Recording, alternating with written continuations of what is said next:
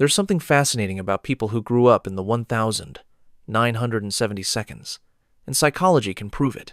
If you grew up in this era, your brain developed during a rare evolutionary window, a time of total freedom mixed with genuine responsibility. And here's what's interesting. Most people who grew up in the 70 seconds look at our current generation and just laugh. Not in a mean way, but because they know something the rest of us don't. They experience something that can never be recreated, a time so magical, so free, that decades later they still say things like, "I wish I could go back and stay there," or "We really didn't know how good we had it." To put it perfectly, we grew up on hose water. We were feral, and it was glorious. So what made the 1970 seconds so special? And more importantly, what did it do to your brain that makes you different today? The first trait is what researchers call self-directed problem solving. It started with one phrase. Every 70 seconds, kid remembers, "Go find something to do, or I'll find something for you to do." You knew exactly what that meant. If you dared say you were bored, suddenly you were folding clothes or sweeping floors. So you learned fast. Figure it out yourself. Studies on unstructured childhoods show that children who had to create their own entertainment developed significantly stronger executive function and creativity. You weren't handed activities. You weren't scheduled. You had to invent your entire day from nothing. This is why you devoured books, explored on your bike for hours, or spent entire afternoons in the woods building forts. You can say to yourself, "I was never bored. I loved my independence." Your brain learned something. Modern childhoods skip entirely. How to generate purpose from emptiness. Now that explains your creativity, but it doesn't explain why you seem almost supernaturally calm in chaos.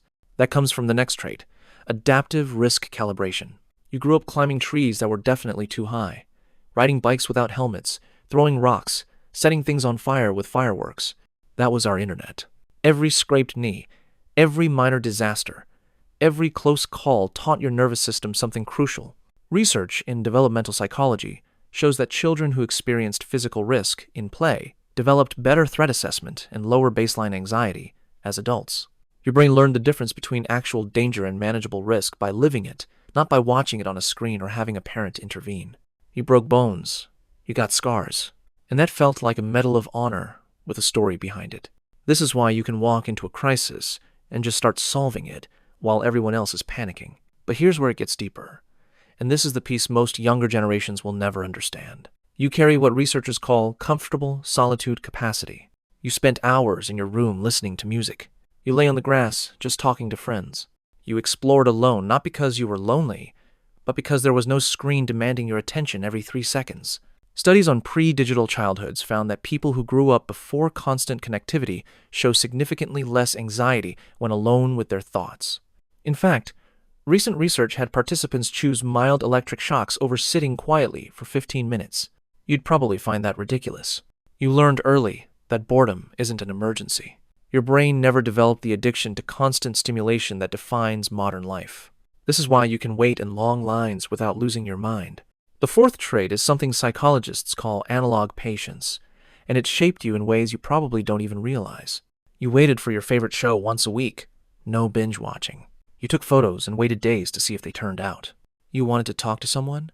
You memorized their phone number and hoped they were home. Research on delayed gratification shows that people who grew up waiting for things have better impulse control, better relationship outcomes, and better career success. Your entire childhood was training in patience that modern life actively destroys. This is why instant gratification doesn't satisfy you the way it does for younger generations. And here's the trait that ties everything together: unsupervised autonomy wiring. At 8 years old, you left the house in the morning, and your parents' only rule was, be back before the streetlights come on. Nobody knew where you were. Nobody tracked your location. You rode your bike to creeks a mile out of town. You played in the woods. You went to neighborhoods far from home. And a random stranger might even offer you lemonade and sandwiches after playing in a creek all day. But today that would result in police calls. Back then it was normal. Research on childhood independence shows that children who had freedom of movement without constant supervision developed stronger internal motivation and decision-making skills.